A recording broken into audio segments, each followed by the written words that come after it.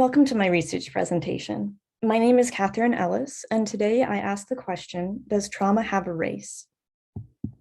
Over the past century, trauma has had many different definitions, but generally refers to a response to intense experiences, often involving horror, fear for one's life, or a sense of powerlessness. Trauma is especially relevant on a global scale right now, in the midst of the COVID-19 pandemic and greater visibility of phenomena like gendered violence and systemic police brutality. It is essential that we continue to interrogate the concept of trauma in order to become better equipped as a society to engage with and offer relief to those who suffer from it. I contribute to this discussion by studying French medical trauma theory during World War I with a focus on race and gender. Historians recognize the First World War as the point of origin of medicalized trauma, or trauma articulated through the language of established medicine, in much of the Western world.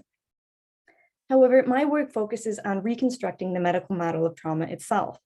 Put differently, instead of asking, where and when did racist social narratives appear in French trauma theory, I ask, how did experts' implicit beliefs about race shape the very process of imagining what trauma is? The value of the latter approach is that it allows me to analyze the ways that experts wrote non-scientific social narratives into scientific knowledge at a key point in the history of Western medicine. To do so, I studied influential French medical journal publications during and immediately after the war. I chose this corpus because I wanted both a snapshot of how doctors theorized trauma overall and the opportunity to foreground individual texts.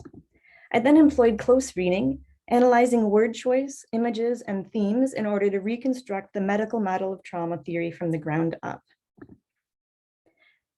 One of the most significant findings to emerge from this work is the emphasis on the medical construct of la volonté, or willpower. Within French trauma theory during World War I, la volonté encapsulated beliefs about what it meant to be masculine in dominant French culture.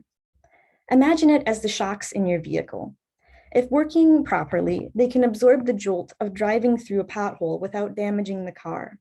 In this analogy, we can think of the vehicle's trajectory prior to hitting the pothole as a soldier's typical psychological state, followed by a traumatic impact that drastically disrupts this baseline.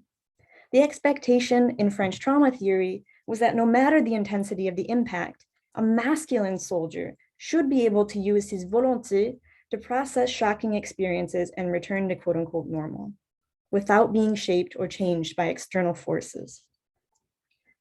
Bringing this rhetoric into conversation with that of Dr. Antoine Bourreau, a highly influential French psychiatrist in Algeria during World War I, it becomes clear that la volonté in trauma theory was deeply racialized as well.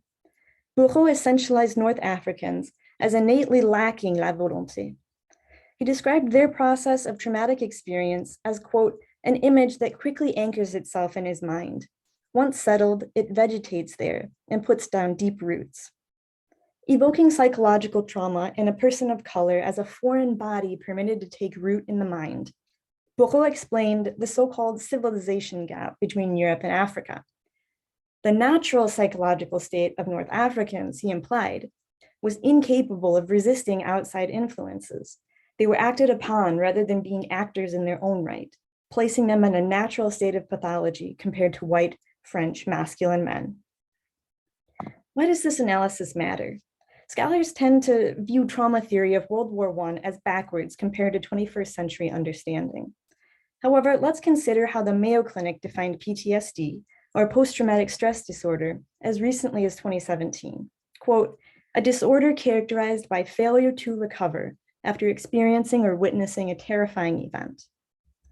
This definition has since changed to difficulty recovering, but both phrases immediately bring the pothole impact event to mind. Much like the theory of la volonté, defining a mental illness as failure to recover reflects assumptions about what the ideal human mind should be capable of. Yet because these value systems are socially constructed, rather than purely scientific, they're limited in their ability to truly help diverse populations to come to terms with their trauma. And it is the study of the medical literature of World War I that brings this important common thread clearly into view, to be identified, better understood, and therefore appropriately challenged. Thank you.